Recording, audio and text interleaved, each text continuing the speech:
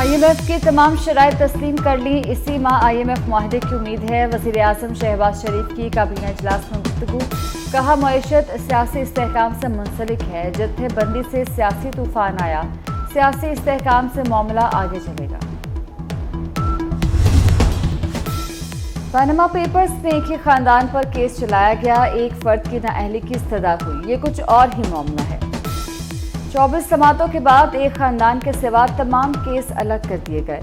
Justice Tariq Masood के Panama से मुतल्लिक case में रिमार्क्स। कहा FBR, FIA, NAB और स्टेट बैंक मौजूद हैं। क्या इदारे बंद करके सारे काम अदालत से करा लें? जस्टिस अमीनुद्दीन खान ने कहा कि यहाँ बैठकर बहुत सी बातें करने को दिल चाहता है मगर नहीं कह सकते। केस की मजीद समाअत 1 माह तक मुलतवी।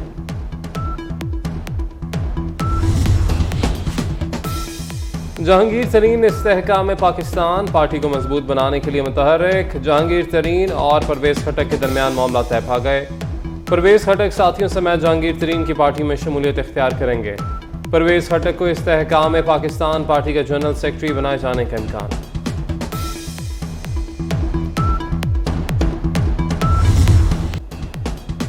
डॉलर एमनेस्टी स्कीम की मंजूरी। $1 लाख लाने पर आमदन नहीं पूछी जाएगी।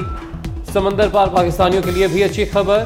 तरसीलाती ज़र के जरिए गैर मनकूला जायदाद खरीदने पर 2% टैक्स खत्म कर दिया गया। सालाना $50,000 से ज़ायद तरसीलाती ज़र भेजने वालों को डायमंड कार्ड जारी होगा। जिन्ना हाउस लाहौर में दहशतगर्दी फैलाने वाले एक और शरपसंद की शिनाख्त हो गई। आशिक खान लाहौर का रिहायशी और PTI का फाल रुकन निकला। मुलजिम जिन्ना हाउस में तोड़फोड़ के दौरान फौज मुखालिफ नारे लगाता रहा। शरपसंद अपने शर्मनाक एतराफ़ी बयान में कहा कि जिन्ना हाउस पर हमले की मनसूबाबंदी ज़मान पाक में की गई।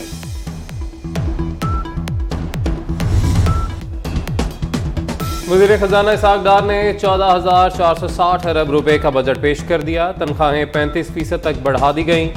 ग्रेड 16 तक तनख्वाहें 35% बढ़ेंगी। ग्रेड 16 से ऊपर की तनख्वाहों में 30% इजाफा होगा। पेंशन में भी 17.5% इजाफा कर दिया गया। EOBI पेंशन भी कम से कम 10,000 रुपए। मजदूर की उजरत में भी 2,000 रुपए का इजाफा। काबीना ने कम से कम उजरत 32,000 रुपए करने की मंजूरी दे दी। ज़राअत की तरक्की हुकूमत का हदफ। बड़ा रिलीफ दे दिया गया। ज़रूरी कर्जों के लिए रकम 1,800 से बढ़ाकर 2,250 अरब कर दी गई। 50,000 ज़रूरी ट्यूबवेल की शमसी तवानाई पर मुंतकली के लिए 30 अरब मुख्तस। बीजों की दरामद पर टैक्सेस और ड्यूटी खत्म। छोटे किसानों को कर्जे दिए जाएंगे।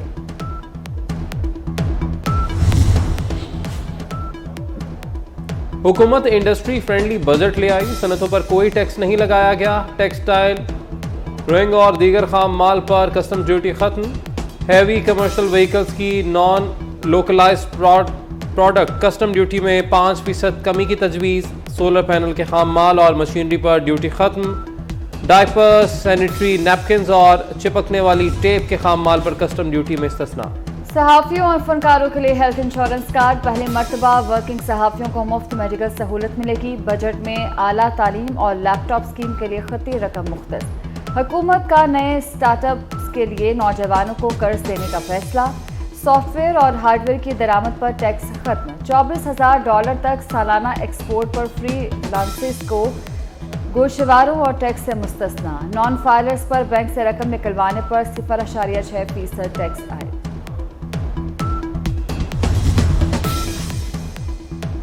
चैलेंजेस के बावजूद हुकूमत ने 2,709 अरब रुपए का रिकॉर्ड तरक्याती बजट दे दिया। विफाक का तरक्याती बजट 1,150 अरब होगा।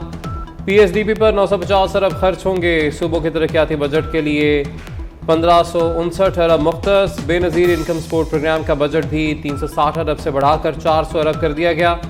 ट्रांसपोर्ट और मवासलात के लिए 267 अरब रुपए दिए जाएंगे। पानी के मंसूबों पर 100 अरब खर्च किए जाएंगे।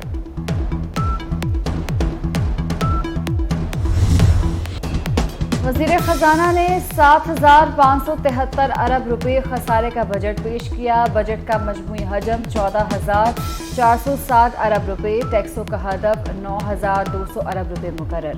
टैक्स आमदन का 80% कर्ज अदायगी पर जाएगा। सूद की अदायगियों पर 7,300 अरब खर्च होंगे।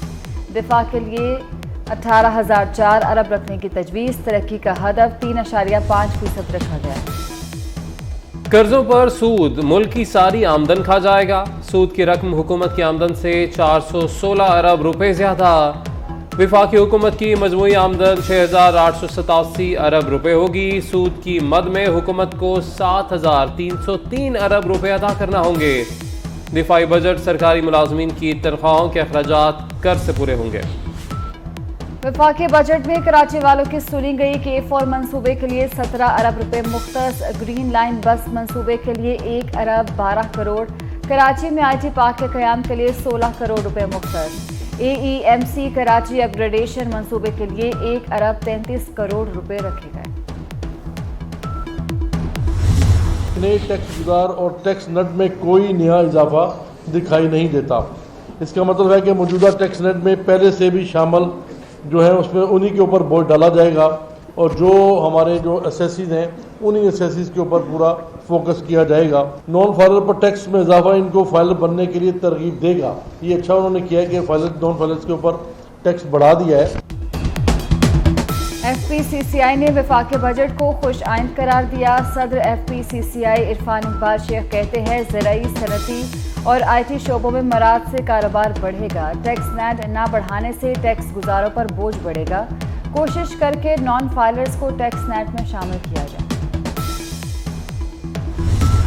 जो मेजर्स उन्होंने लिए हैं 1150 इधर, उसके अंदर से फिर सूबों के लिए, फिर कराची के लिए, फिर सारे जो मेजर्स हैं उसको अगर मैं वैसे ही अगर अपने दिमाग से मैं टोटल करता हूँ तो मुझे लगता है कि जो इनका रेवेन्यू जो दिखा रहे हैं और जो रेवेन्यू जो उन्होंने इक़दाम करने की जो बात की है वो खासी ज़्यादा है। कराची के ताजरों ने विफाकी बजट की तारीफ कर दी। जुबैर मोतीवाला कहते हैं कि खाम माल पर ड्यूटीज़ के खात्मे से सनती पैदावार बढ़ेगी।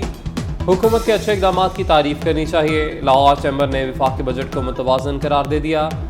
सदर लाहौर चैम्बर काशिफ अनवर ने कहा कि ज़राअत और IT के फ़रोग़ के इक़दाम काबिल कदर हैं।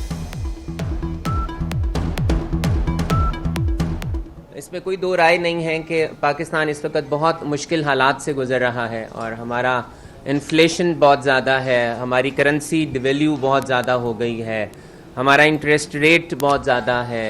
IMF के साथ 9th रिव्यू अभी क्लियर नहीं हो रहा। उसके बावजूद गवर्नमेंट ने कोशिश की है कि ज़्यादा से ज़्यादा रिलीफ किया जाए।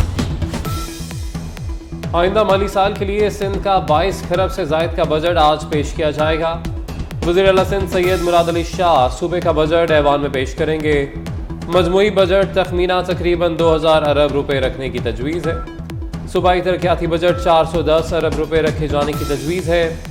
विफाकी PSDP में सूबे के लिए 12 अरब रुपए से ज़ायद का तखमीना लगाया गया।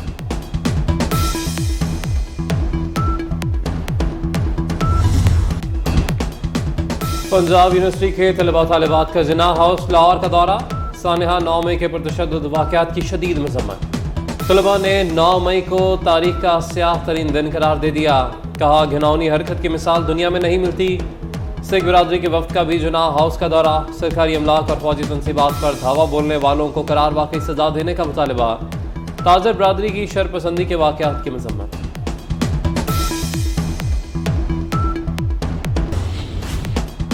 पाक बहरिया के जहाज PNS टीपू सुल्तान का इंडोनेशिया की बंदरगाह मकासद का दौरा। तर्जुमान पाक बहरिया के मुताबिक जहाज के कमांडिंग ऑफिसर की इंडोनेशियन अस्करी हुकाम से मुलाकातें, बाहमी दिलचस्पी के अमूर और दो तरफा बहरी ताउन पर तबादला ख्याल किया गया।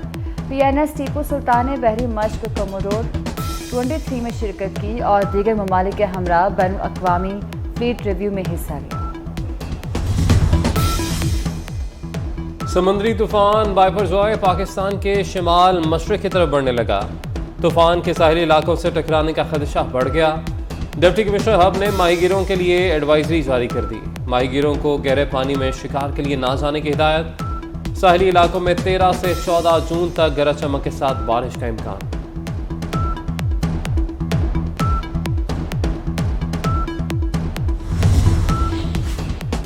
साबिक बरतानवी वज़ीर-ए-आज़म पार्लियामेंट की रुकनियत से मुस्ताफ़ी हो गए। बोरिस जॉनसन पर कोरोना के दौरान सरकारी रिहाइशगाह पर पार्टी करने और मामले पर पार्लियामेंट को गुमराह करने का इल्ज़ाम था।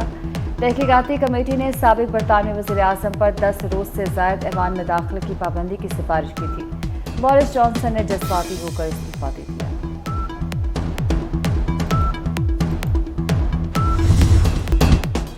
और आईसीसी टेस्ट चैंपियनशिप का फाइनल, भारत के खिलाफ ऑस्ट्रेलिया की दूसरी इनिंग्स के दौरान दिलचस्प सूरत-ए-हाल। बैटर मानस लबुशेन पेविलियन में सो गए। 2 रन्स पर पहली विकेट गिरने से स्टेडियम में शोर से चौंक कर जाग गए। ऑस्ट्रेलिया ने अपनी दूसरी इनिंग्स में 4 विकेटों के नुकसान पर 123 रन बना लिए।